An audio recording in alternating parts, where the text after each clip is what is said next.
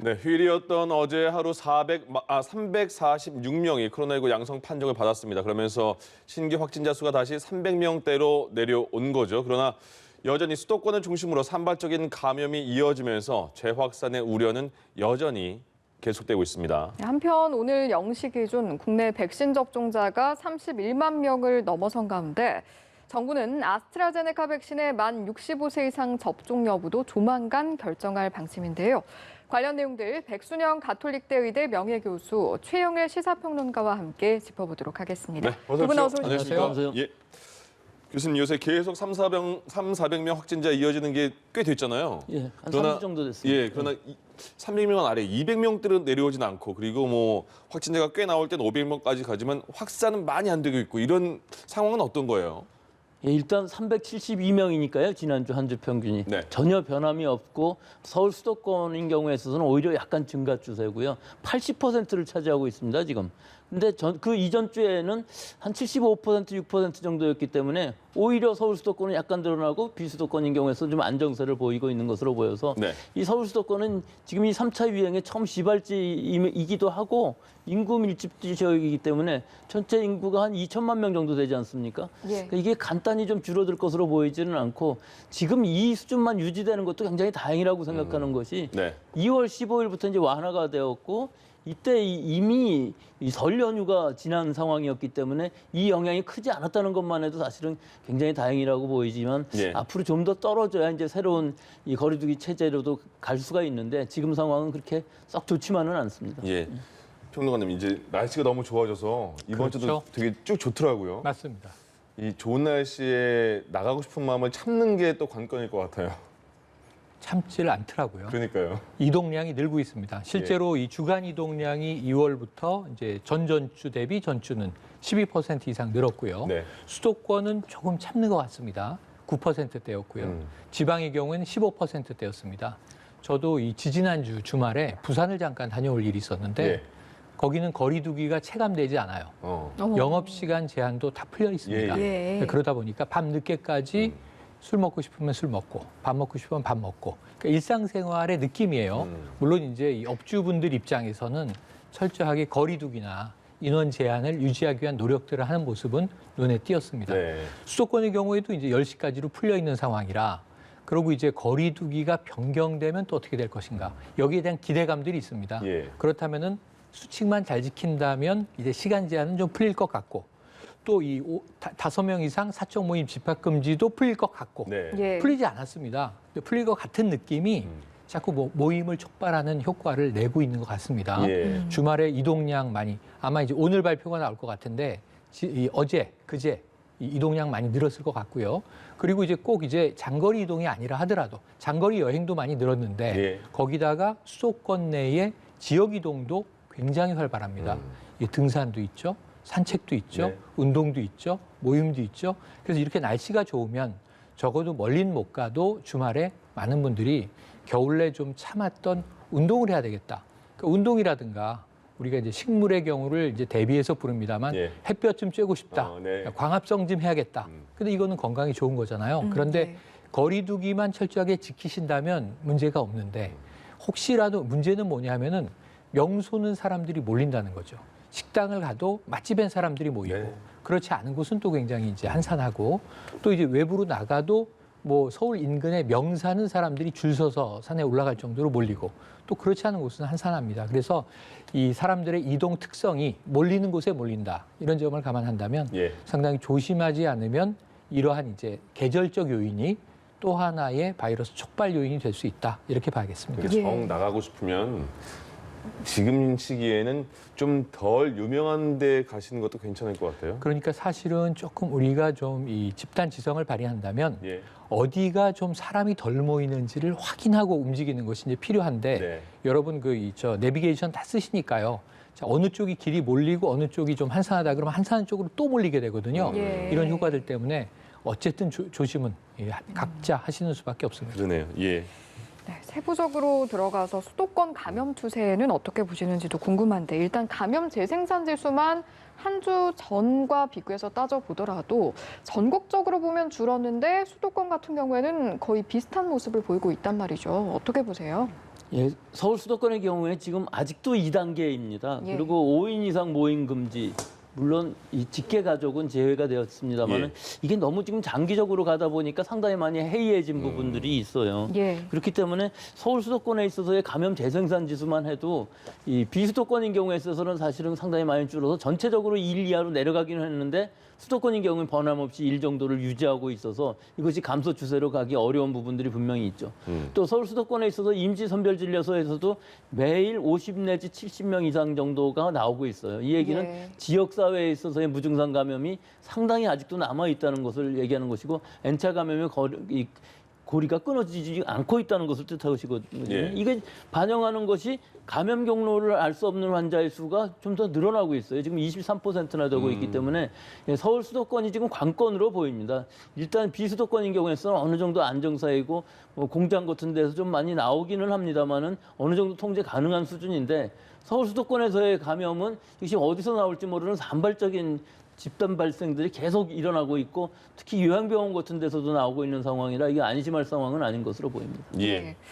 또 최근에는 일상생활 곳곳에서 더 다양한 곳에서 네. 이제 일어나는 감염들을 저희가 볼 수가 있는데 그 중에서도 특히 더 주의해야 하는 곳들 한번 짚어보면 좋을 것 네네. 같습니다. 그러니까 이제 예전에 1차, 2차 대유행 때 우리가 익숙한 곳이 특정 지역, 특정한 장소, 특정한 모임에서 폭발적으로 나올 때 우리가 깜짝깜짝 놀랐던 경험들이 있는데요. 네. 이때 뭐 이제 수백 명씩 나오고 적어도 100명 이상 나오고 그러면 이제 집단 감염의 규모가 대규모가 돼서 놀라게 되는데 시간이 흐르고 보면 이게 방역의 장단점이 있었던 거예요.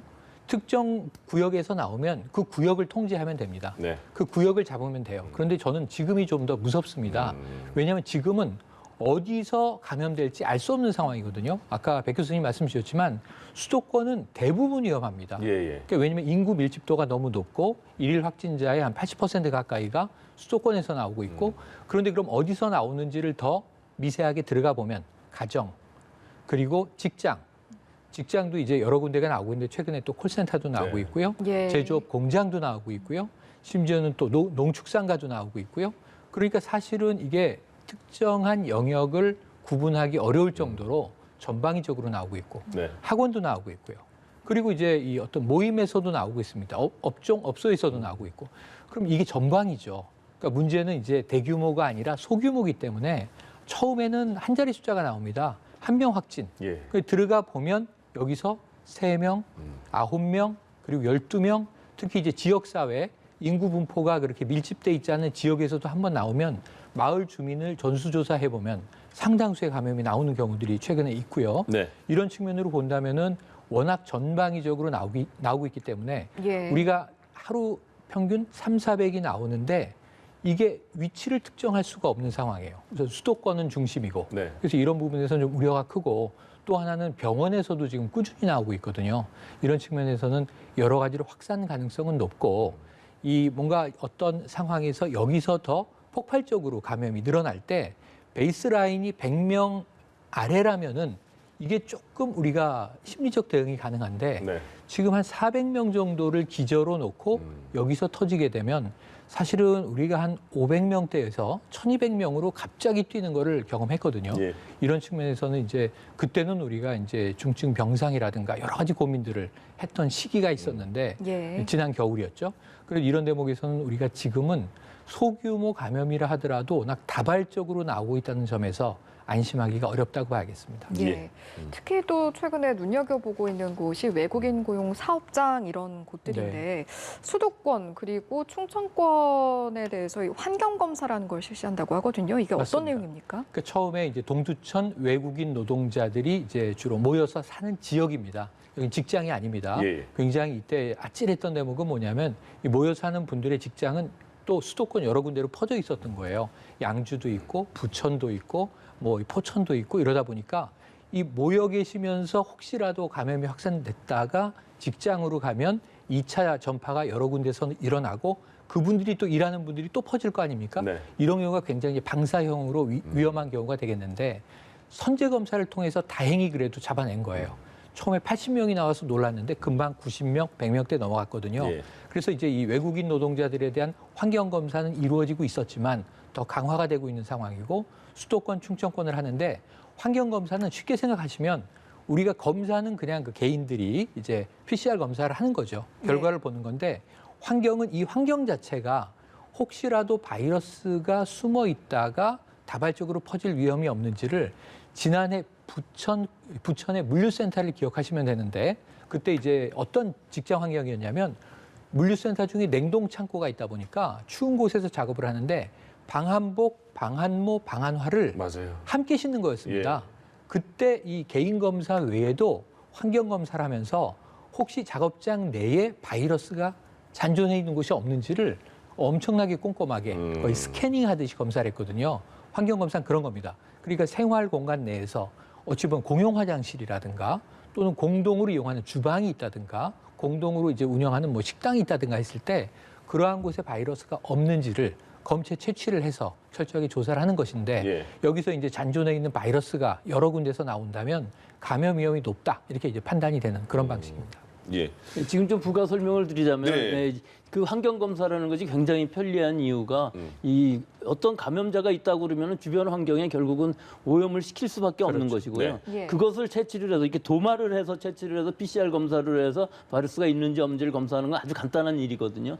여기에 한 가지 더 간단한 부분이 보통 우리 검체 채취를 할 때는 의사 선생님이 해야 되는데 이 환경 검체를 할 때에는 일반 보건소 직원이라든지 모든 사람들이 할 수 있기 때문에 많은 양을 할 수가 있습니다. 아, 묻어 있는 거를 하면 되니까. 묻어 있는 것을 그냥 도마를 예, 해서 예. 그걸 PCR을 하는 것이기 때문에 꼭 의사 선생님이 할 필요가 없는 상황이고요. 네. 또 일단 환경 검체에서 나왔다는 얘기는 이 주변에 누군가가 감염되어 있다는 걸 뜻하기 때문에 그 이후에 전수 검사를 해도 충분히 가능한 일입니다. 그래서 예. 오히려 사람을 검사하는 것보다 오염된 위험이 있다고 우려가 되는 부분은 환경 검체를 먼저 조사할 필요가 있는 것이 예. 이것이 사실은 꼭 공장뿐만 아니라 배 같은 데도 마찬가지입니다. 예. 이 특히 감천함 같은데 러시아 선원들 들어오고 그랬을 때 러시아 선원들을 검사하기가 오히려 어렵고 그 환경 표면들을 검사해 봄으로 해서 예. 이 선원들이 감염이 되어 있는 사람이 있었을 수 있었겠다 하는 것을 예상할 수가 있고 이때 이제 승선하는 이 하역 노동자들이 이것들을 미리 예방할 수가 있는 상황이 될 수 있는 거죠. 그러니까 주 목적이 그 묻어 있는 걸 검사하는 이유는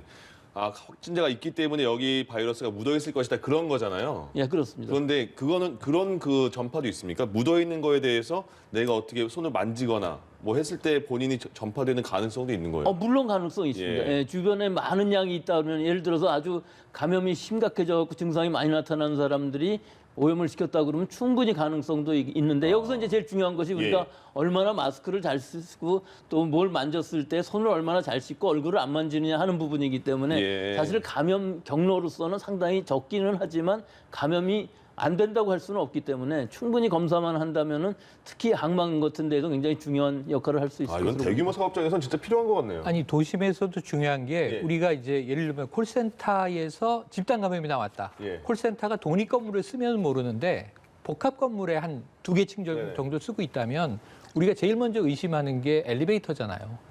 이 여러분들이 같이 엘리베이터를 뭐 적어도 3층 이상부터 예. 20층까지를 공용해서 쓰니까 예. 17층, 18층에서 다발적 감염자가 나왔을 때 다른 층의 확진자들은 어떻게 감염됐을까 했을 때 공동으로 이용하면서 터치하는 곳이 어디냐. ATM 같은 게 될 수도 있고요. 네네. 혹은 뭐 지금은 사라졌지만 공중전화 같은 것도 상당히 위험한 것이고 엘리베이터의 버튼 같은 것들 그래서 이제 거기에 굉장히 뭐 항균 이 필터도 처리하고 요즘에 그럽니다만 한계가 있다는 것이 밝혀지고 그러게요. 있죠. 그래서 이제 그런 부분들이 굉장히 중요하고 아까 말씀하신 부분에서도 이 백 교수님이 지금 그 말씀을 하니까 제가 기억이 나는 게 네. 1년 전에 그 이 일본의 크루즈선에서 예. 다발적으로 감염자가 나와서 내리지도 못하게 하고 그때 검사도 제대로 안 이루어지고 할 때 예. 백 교수님이 딱 예언 같은 한마디를 하신 기억이 나요. 그 당시에요? 예, 난간이 위험하다. 아. 왜냐하면 고령자분들이 크루즈를 많이 타시니까 주로 이제 선내에서 선실이라든가 식당으로 이동할 때 난간을 잡고 예. 이동하시거든요. 그럼 감염자가 만진 난간에 혹시라도 바이러스가 남아있다면 또 다른 건강한 분이 난간을 짚었다가 예. 혹시 옮겼는데 손을 씻지 않고 식당에서 식사를 하시면 감염 위험이 높아지는 거죠. 그래서 이런 대목이 환경검사에서 굉장히 중요한 대목이 되겠습니다. 환경검사가 중요하네요. 예, 중요합니다. 예, 예. 특히 지금 말씀하셔서 생각이 나는데 다시 네. 그 크루즈선인 경우에 있어서 예. 나중에 일본 사람들 2월 달의 얘기거든요. 예. 아주 초기에 일본 사람들은 그 정보를 다 가지고 있었어요. 네. 우리는 그때 무증상 감염이라는 거 몰랐었습니다. 일반적으로는 무증상인데 감염을 시킬 수 있다는 게 이해가 안 갔었는데 예. 그 사람들이 그 크루즈선을 다 검사를 해보니까 무증상이었던 승객들 중에 백엔릭 같은 데에서도 다 바이러스가 나왔다는 겁니다. 그렇기 때문에 이것들을 선제적으로 검사를 한다면 굉장히 좋은 검사가 될 수 있습니다. 그렇군요. 자, 그리고 어제 정세균 총리가 이제 4차 유행에 대비를 하기 위해서 지금 진행되는 검사 건수를 굉장히 많이 늘리겠다 그래서 검사 건수를 하루에 50만 건까지 늘린다고 이렇게 말을 했거든요. 이게 지금 의료 현장에서 가능한 일일까? 왜냐하면 지금 백신 접종하는 의료 인력도 많이 있잖아요. 물론 그렇습니다. 예, 지금 뭐 이 숫자만을 봐도 하루 10만 정도 하기 어려운데 이거 10배 한다고 그래도 뭐 100만인데 지금 뭐 5배를 해서 50만이라는 뜻이거든요. 근데 과연 하루 50만씩 갈 이유가 있을까 하는 부분이 있고요. 예. 이것을 하려고 그러면 사실은 풀링 테스트라든지 의사 선생님이 필요 없는 타액 검사라든지 이런 것들을 해서 늘릴 수는 있습니다만은 풀링 테스트는 어떤 거예요? 풀링 테스트라는 건 이제 한 샘플을 하는 것이 아니라 10사람의 검체를 한꺼번에 모아서 했을 때 거기서 음성이 나오면 이 10사람은 다 음성이라고 볼 수가 있고 만약에 양성이 나오면은 그 중에 1명, 2명 있을 수 있으니까 다시 한번 개별적으로 검사를 하는 방식이죠. 네, 네. 한 10배 정도 늘릴 수는 있습니다. 예. 하지만 이런 것들은 이제 뭐 입영할 때 그 장정들이라든지 이런 대규모로 건강한 사람들 중에 혹시 모를 이 무증상 감염자를 찾아내기 위해서 하는 역학조사의 방법이고 예. 실제 지금으로 봐서는 예방접종도 시작되었고 지금 역학조사 인원도 다 필요하고 보건소 인원도 또 그다지 지금 이 한가한 상황은 아니거든요. 네네. 그럴 때 이 50만 건이라는 이 숫자가 큰 의미가 없을 것으로 보여서 제일 중요한 것은 검체 채취를 하는 의사 선생님의 수가 절대적으로 부족할 수 있다는 것이거든요. 예. 늘리면은. 네. 그러니까 이거는 뭐 지금으로 봐서는 뭐 별로 그렇게 의미는 없어 보이고 그렇게까지 할 수도 있다. 그쪽에 역량을 집중할 수도 있다 하는 것인데 지금 상황을 보면 오히려 예방 접종을 점점 늘려가면서 이 의료기관, 위탁 의료기관이라든지 혹은 보건소 또는 접종센터에 의료 인력들이 대부분 이 접종을 하는데 주력을 해야 될 시기라고 봅니다. 검사 건수 50만 건은 하루 좀 논의가 좀 필요할 것 같다 이런 말씀이시죠? 그러니까 이 최대한의 한계로 이만큼 할 수 있다는 뭐 그런 의미로서는 중요하지만 네. 그 실제 상황으로 봤을 때 지금 50만 건을 갈 것으로는 잘 예상이 되지도 않는 데다가 예. 또 그렇게 간다 그러면 우리 예방접종 자체가 원활히 가지 못할 부분들이 있기 때문에 지금은 뭐 고려해야 될 상황은 아니라고 봅니다. 초반에 역학조사에 대해서 우리나라가 뭐 K방역 중에 하나가 네. 굉장히 잘 된 역학조사 체계였잖아요. 맞습니다. 근데 역학조사관 분들이 인원수도 되게 모자라서 고생을 많이 하고 아직까지 계신데 이 시스템을 좀 더 개선하나 보죠? 네, 개선한다는 이제 방침이 나왔고요. 예, 예. 크게 보면 두 가지입니다. 하나는 역학조사 지원 시스템을 어쨌든 강화하는 것하고, 네. 근데 그 핵심이 뭐냐면 인력을 들이는 거예요. 예, 예. 인력이 늘어나지 않으면 지금 이제 어려움이 큽니다. 그런데 우리나라가 역학조사가 그래도 지금까지 성공하고 있는 몇 나라 중에 하나입니다. 미국이나 유럽은 역학조사라는 개념은 그냥 허물어졌어요. 네네. 의미가 감염 없죠, 경로를 이제. 어떻게 추적하겠습니까? 예. 하루에 10,000명 나오는 유럽 국가도 있고 미국은 하루에 최대 5만 명 이상도 예. 나왔었는데 그래서 이제 이런 부분들은 한계가 있는 나라에서는 그냥 이제 집단적 대응을 하는 게 다지만 우리는 이때로 걱정을 합니다. 지금 역학조사가 뚫린 곳, 감염 경로를 추적할 수 없는 경우가 20%를 넘는다. 이게 최근까지 상황인데 예. 이걸 역으로 생각하면 말이죠. 80%는 찾아낸다는 얘기예요. 그러니까 외국에서 보면 이것도 엄청나게 대단한 일입니다. 네. 예. 80%의 감염 경로를 찾아낸다고 이 굉장히 이제 놀라운 건데 우리는 네. 아직 역학조사가 제대로 적용되고 있다. 이 점에서 놀라운데 문제는 그것도 한계는 있는 거죠. 그러니까 여기서 폭증하면 일단 못 잡아내고요. 그렇죠. 우리도 이 대유행 때는 잡아내지 못하는 이제 이 수치가 늘어납니다. 역학조사 대응이 안 되는 겁니다. 그걸 일일이 쫓아다닐 수가 네. 없는 거고, 그러고 이제 복합돼 있기도 하고, 선후 관계가 얽혀 있을 때 그걸 풀어야 되는데 고리가 없는 거죠.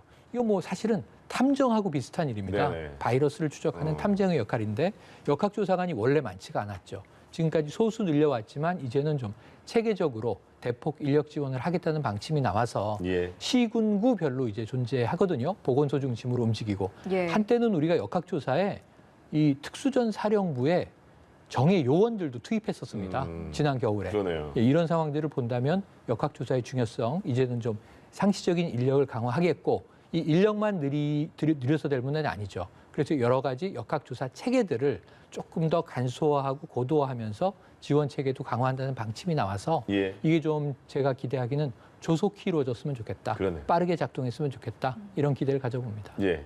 또 정부의 그 발표 내용 중에서요.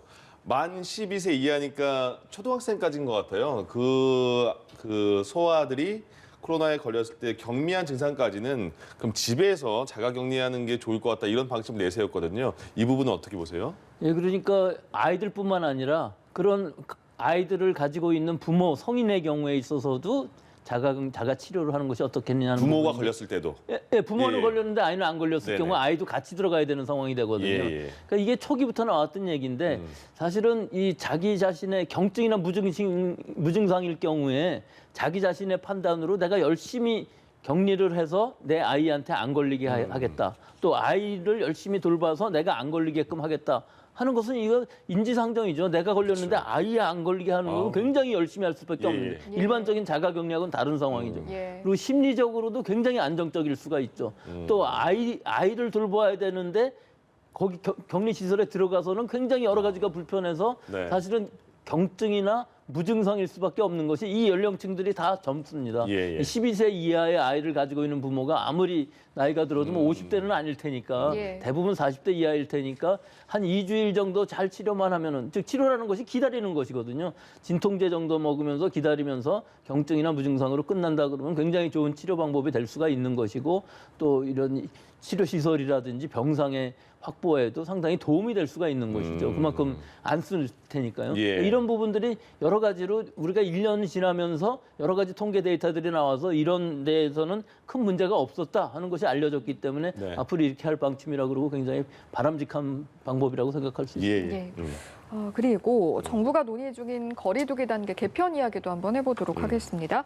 다음 주 월요일에 이제 최종안이 네네. 결정이 돼서 나올 텐데 일단은 지금 발표된 게 초안 내용이 있잖아요. 이 내용 맞습니다. 한번 정리를 해주시죠. 그러니까 지금 현재 지속되고 있는 수도권 2단계, 비수도권 1.5단계가 3월 14일까지로 돼 있어요. 네. 그럼 그 다음에는 지금 상황을 봐서 우리가 늘 2주 정도 단위로 단계 조정을 해왔는데 예. 이번에는 사회적 거리두기가 안 맞는다는 이야기가 많이 나오고 사실 안 맞습니다 지금. 예. 1.5단계, 2단계와 지금 이제 확진자 수치와 뭐 감염 재생산 지수 여러 가지를 봤을 때 좀 이제 궁여지책으로 막아왔지. 우리가 처음에 3단계는 너무 이게 좀 간격이 넓어서 네. 촘촘한 방역이 어렵다. 그래서 중간에 1.5단계, 2.5단계를 신설해서 5단계 체계로 바꿨는데 네. 이 사실 좀 그 방역 당국의 고민도 있는 거죠. 방역과 경제 사이의 고민. 예. 그래서 이제 조금은 유지시키기도 하고 또는 하향을 잘 못하기도 하고 네. 또는 이제 3단계는 우리가 가본 적이 없습니다. 그러다 예. 보니까 그럼 조금 현실화하고 그리고 이제 방역을 더 좀 고도화, 선진국화 해보자라는 이제 개념으로 이 초안 발표됐습니다. 4단계입니다. 4단계인데 1단계는 큰 의미가 없습니다. 1단계는 이제 평시 활동이고요. 2단계로 올라가게 되면 2단계, 3단계, 4단계가 지금과 제일 달라지는 것은 5인 이상 집합금지, 요 개념이 달라집니다. 네. 2단계에서는 9인 이상 집합금지예요. 그럼 8명까지 모일 수 있는 개념입니다. 네. 그리고 이제 2단계, 3단계로 올라가면 지금과 똑같은 5인 이상 집합금지, 예. 그러니까 4명까지 모일 수 있는 상황이 되고요. 그럼 최고 단계, 심각 단계인 4단계로 올라가면 저녁 6시 이후 3인 이상 집합금지예요. 이건 사실상 외출 금지를 권고하는 이 단계인데 이렇게 되면은 이제 해지고 나면 적어도 퇴근하고 나면 집에 돌아가시고 모이지 말라는 의미가 되는 겁니다. 그래서 이렇게 좀 이제 이 단계가 지금 5인 이상 집합금지가 가장 우리 방역에서 최근엔 효과가 있어 왔고 예. 또 하나는 이 9시 이후 영업 제한인데 이건 소상공인의 희생이 너무 커왔던 거죠. 예. 그래서 4단계에서도 사실은 이제 영업 활동을 할 수 있는 업종도 있습니다. 사실 보면은 거리두기가 충분히 가능하고 사람들이 모이지 않고 방역을 통해서 접촉을 차단할 수 있는데 그냥 우리가 획일적으로 지금까지는 식당 9시 하지 마시오 이런 방식이었단 말이죠. 네. 그 여기에 대해서는 업종별 특성에 대해서 여러 가지를 다 감안해 주는데 그걸 세세하게 설명하면 복잡하잖아요. 간단하게 업주가 책임지시라는 거예요. 자율적으로 영업하고 방역 수칙을 잘 지키시되 확진자가 나오면 여기에 대해서 또 소상공인들의 고민이 있습니다. 다 지켰는데 확진자가 나오면 제가 처벌받습니까? 처벌 안 받습니다. 예. 근데 확진자가 나왔는데 조사를 해보니까 방역 수칙을 어겼어요. 그럼 처벌을 받아야죠. 네. 그 대신 처벌은 굉장히 강하게 내려질 것이다. 이런 점에서 자율권을 최대한 보장하지만 방역 수칙을 어기고 문제가 터졌을 때는 거기에 대한 책임을 단단하게 질 각오를 하라는. 예. 그러니까 어찌 보면 개인의 권리를 상당히 존중하면서도 이게 어찌 보면 지금보다 더 느슨해지는 건 아닐 수도 있어요. 적용해봐야 알 수 있겠는데 네네. 이 대목에 대한 더 촘촘한 내용들이 세계적으로 매뉴얼화돼서 15일에 발표될 예정입니다. 예. 그게 발표가 되더라도 14일까지 이번 조치는 14일까지인데 15일부터 당장 적용되는 건 아니죠? 적용되는데 아마 기간이 필요할 거고요. 그렇죠. 지금 그때 상황에서 이 일평균 확진자가 얼마가 나올지가 굉장히 예. 중요한데 예. 이걸 원래 애초에 적용하려고 했는데 확진자가 많이 나오다 보니까 거리두기를 전환할 때 혼란이 있을 수밖에 없거든요. 그러니까 최대한 지금 이제 방역 당국은 혼란이 적은 시점에 좀 이게 스무스하게 연착륙할 수 있도록 예. 하는 타이밍을 보는 단계여서 지금 초안을 미리 발표하고 이렇게 방송을 통해서 자 이렇게 바뀝니다라고 홍보를 하는 기간인 거죠. 15일에 확정된 안이 발표되면 예. 적정한 계도 기간과 전환 시점이 그때 함께 나오지 않을까 싶습니다. 그렇군요. 예, 거리두기 단계가 개편이 되면 이 등교 수업 같은 경우에도 확대가 되지 않을까라는 지금 기대감도 있어서 여기에 대해서 어떻게 생각하시는지도 궁금하고요. 또 교사들의 백신 우선 접종 이야기도 지금 계속해서 나오고 있는 부분이거든요. 이 부분들에 대해서는 좀 어떤 의견이십니까? 예, 지금 이 거리두기 단계를 조정을 하는데 이 기준이 이제 15일 날 정도부터 이것을 발표를 하게 되고 결정은 되겠지만 언제부터 시행하는 시점이 중요하지 않겠습니까? 예. 그 시점이 지금 대략 200명 정도의 수준, 지금으로 봐서는 1단계 정도 수준으로 내려갈 때를 기준으로 한다고 하는데 상당히 좀 어려울 것 같아요. 지금 300~400명 수준이 200명까지 내려가는데 한두 달 안에 과연 가능할 것인가 하는 것이 문제고 예. 결국은 그렇게 전환된다고 그러면 등교 수업은 늘릴 수 있습니다. 결국은 우리가 지속적인 방역을 목표로 하는 것이기 때문에 학교는 벌써 작년 한 해 동안 거의 못다녀온 상황이기 때문에 올해는 확실히 등교를 늘릴 필요가 있고 또 우리가 백신 접종을 제대로 한다고 그러면 가을 이후에는 좀 더 여유가 생길 수가 있지만 제일 문제가 되는 것이 이제 봄부터 여름이 방학할 때까지의 시간이라고 볼 수가 있는데 이 기간 동안을 우리가 얼마나 잘 통제를 하면서 또 지속 가능한 이런 완화라고 안 그러셨지만 완화는 완화입니다. 1, 2단계에 아무런 게 없어요. 예. 8인까지 모일 수 있다는 것도 우리 일반 생활에서는 큰 문제가 안 됩니다. 그렇기 때문에 이렇게 완화했을 때 과연 이 수준에서 얼마나 이 환자들이 늘어나는 것을 막을 수 있느냐는 것이 관건으로 보이고 예. 사실 4단계라는 것은 정해져는 있지만 저 4단계에 가지는 않을 것으로 보이고 실제로 저 간다고 그러면 바로 해야 되는데 또 사실 우리가 항상 지난번에도 3단계 격상해야 했을 때 못하는 부분들이 있었거든요. 네네. 그래서 방역 당국에서 제일 중요한 것은 이런 것을 결정해 놨으면은 그 단계에 갔으면 바로 좀 더 선제적으로 해야 되는 부분이 있는데 그런 부분들이 좀 아쉬운 부분들이 있었지만 예. 등교 문제에 관해서는 아직도 여러 가지 문제는 많이 있습니다. 이 등교라는 것은 학생들 사이에 있어서 감염은 그다지 문제가 되지 않지만 이것이 굉장히 폭발적으로 늘어날 수 있는 단초가 될 수가 있거든요. 예. 또 여기 한 가지 교사들은 그러면 어떻게 되겠느냐.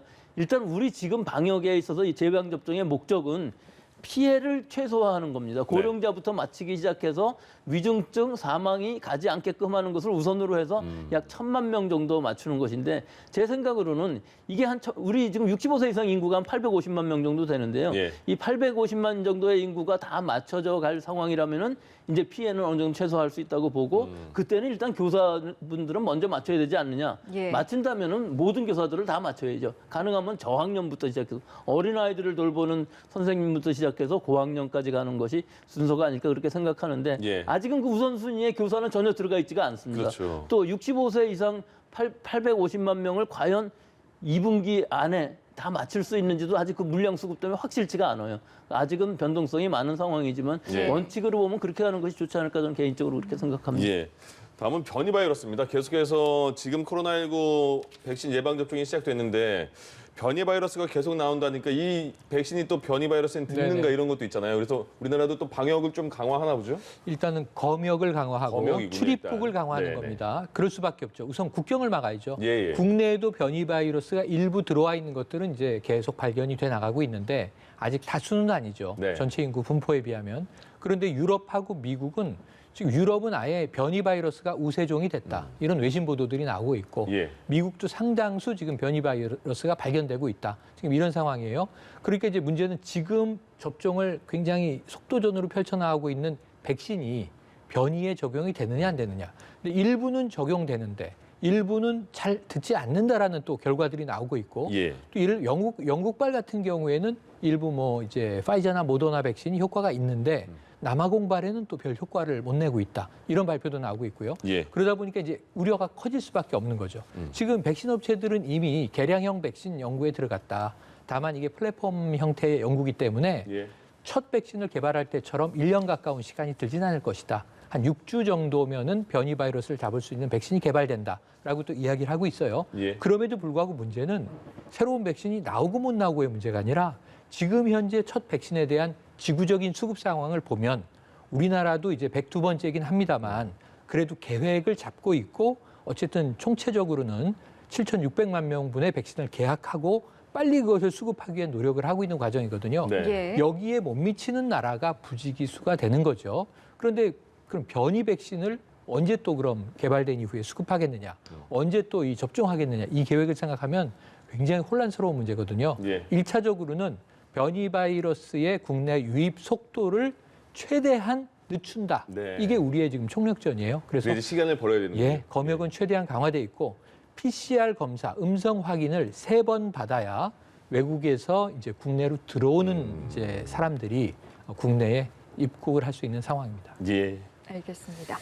자, 다음으로 백신 접종과 관련된 이야기로 넘어가 보도록 하겠습니다. 아스트라제네카 백신과 관련해서 그동안은 이제 데이터가 부족해서 65세 이상의 고령층에게는 일단은 접종을 하지 않는 방안을 우리나라에선 진행을 하고 있는데 지금 각국에서 관련 결과들이 발표가 되고 있고 또 허용하는 나라도 늘어나고 있거든요. 여기에 대해서 좀 어떤 판단을 내리는 게 바람직하다고 보십니까? 저는 우리 그 예방접종 전문위원회 결정이 조금 아쉬웠습니다. 예, 일단 식약처에서 지금 승인된 상황이거든요. 18세 네. 이상 전 연령에서 허가를 승인을 한 상황인데 일단은 보류한 상황이에요. 예. 이때 보류하지 않고 바로 우리는 맞았다면은 오히려 신뢰성이 더 높아졌을 수도 있는데 예. 오히려 그렇게 결정을 함으로 해서 보수적인 결정으로 신뢰성 자체가 좀 떨어진 부분이 있어요. 이 문제를 제일 먼저 제기한 게 독일인데요. 네. 예, 독일에서도 사실은 후회하고 있다는 얘기를 했습니다. 아. 65세 이상 마치는 것을 그리고 권고를 했고요, 지금. 예. 뭐 독일뿐만 아니라 스웨덴 여러 나라들, 프랑스는 뭐 74세까지만 했습니다만은 이것이 이제 영국에 있어서의 대규모 추가 임상 결과, 즉 일반 접종을 한 상황에서 고령층에 있어서도 80% 이상의 예방 효과를 가질 수 있다 하는 결과들이 많이 나왔어요. 예. 그것도 굉장히 많은 사람들, 뭐 스코틀랜드 데이터 같은 경우도 114만인데 파이자하고 아스트라제네카 반씩이기 때문에 뭐 아스트라제네카는 한 49만 명 정도 되는데요. 대량의 대규모의 예방 접종에서 1회 접종만 했을 경우에 4주 정도 지나면은 파이자보다도 오히려 아스트라제네카가 훨씬 더 입원 예방 효과가 있다 하는 거죠. 네. 이 얘기는 무슨 얘기냐면은 예. 감염이 된다 할지라도 중증으로 가지 않고 경증으로 끝날 수 있다는 것이고 사망자는 한 명도 안 나온 것이거든요. 예. 그렇기 때문에 고령층에 있어서의 효과는 결국은 굉장히 우수하다고 볼 수가 있기 때문에 아마 조만간에 우리나라에서도 65세 이상 접종을 허용할 것으로 보이는데 네. 문제는 수용성입니다. 예, 예. 우리 지금 아스트라제네카 백신을 맞고 있는데 자꾸 사망한다는 얘기가 나오고 있다 보니까 예. 이게 싸면서 뭐 효과는 별로 없으면서 예, 예. 부작용은 있지 않나 하는 그 쓸데없이 좀 막연한 이런 공포감들이 생겼기 때문에 그런 것인데 예. 이게 전혀 그렇지 않습니다. 그거를 애시당초에 다시 한번 말씀해 주세요. 처음부터 이 아스트라제네카 백신은 62%라는 것은 뭐 항체가 생긴다든지 감염이 안 된다든지 그런 실제적으로 환자가 나온 비율을 봤을 때 그렇게 된 것이지 전체적으로 봤을 때 예방 효과라는 것은 다른 것과 전혀 뒤지지 않습니다. 안전성은 더 좋고요. 예. 그렇기 때문에 이것은 고령층에 맞는 것은 아무 문제가 없고 앞으로도 아스트라제네카, 뭐 파이자 어떤 백신이든지 안전성 효과는 다 비슷한 상황이다. 그렇게 예. 아시면 될 것으로 보이고 자기 차례가 왔을 때는 맞는 것이 훨씬 더 이득이 크다는 것을 아셨으면 좋겠습니다. 백신은 안전하다. 아스트라제네카 백신도 안전하다. 안전성에 대한 논란이 있을 필요 없다. 백신 맞으시는 게 좋다. 이렇게 말씀해 주셨습니다. 지금 아까 조금 언급하셨지만 백신을 맞는 거는 속도전도 있잖아요. 그런데 그만큼 우리 정부가 계획 짜놓은 거에 대해서 백신 들어와야 되잖아요. 네, 수급이죠. 잘 수급이 되고 있나요, 지금? 수급이 지금 3월 한 달이 조금 고민이고요. 그 네. 외에는 풀릴 것으로 전망은 돼요. 예, 지금 일본은 지금 많이 안 들어오고 있다더라고요. 일본은 지금 뭐 계약 자체에서 문제가 있다, 완전히 당했다, 뭐 이런 이야기가 이제 보도에 전통이 나오고 있는 썼냐 이런 상황이기 얘기도 때문에, 있고요. 네네. 바가지 썼다 이런 얘기도 그러니까 뭐 나오고요. 시점도 특정돼 있지 않다. 근데 이제 바가지 썼다. 비용은 많이 지불했고 네네. 약속은 제대로 받지 못했다. 이제 이렇게 돼 있는 거죠. 우리나라 백신이 지금 4월이 공백이에요. 아스트라제네카를 지금 요양병원에 계신 65세 이상 환자에게 놓지 못하고 있는 것 때문에도 공백이 또 미뤄진 상황이에요. 예. 그런데 그나마 지금 들려오는 소식은 다행인 것이 지금 모더나가 원래 3분기에서 2분기로 당겨졌기 때문에 네. 예. 2분기라 하면 이제 4월부터입니다. 4, 5, 6월 중이죠. 늦게 들어오면 6월, 빨리 들어오면 4월. 4월부터는 백신 공급은 좀 풀릴 것 같아요. 여기다가 우리가 얀센, 그러니까 존슨앤존슨 자회사하고도 600만 명분 계약을 했는데 예. 이것도 좀 당기면은 한 2분기부터 들어올 가능성이 있는 것이죠. 예. 그다음에 또 노바백스라고 하는 새로운 백신이 네. 지금 이제 허가 직전 단계에 있지 않습니까?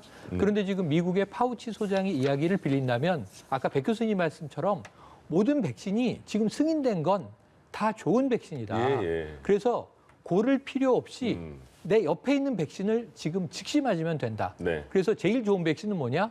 나에게 제일 가까운 백신이다. 아, 예. 제일 빨리 맞을 수 있는 백신이다. 이런 얘기를 하고 있어요. 우리도 네. 똑같거든요. 그래서 전 아스트라제네카에 대한 보류가 풀리면 3월에 아스트라제네카가 이제 접종이 되기 시작하면서 근데 아스트라제네카도 지금 다 들어와 있는 게 아니에요. 예, 예. 2차 물량부터 계속 들어와야 되는데 다행인 건 뭐냐면 국내에서 생산하고 있다는 네. 거죠.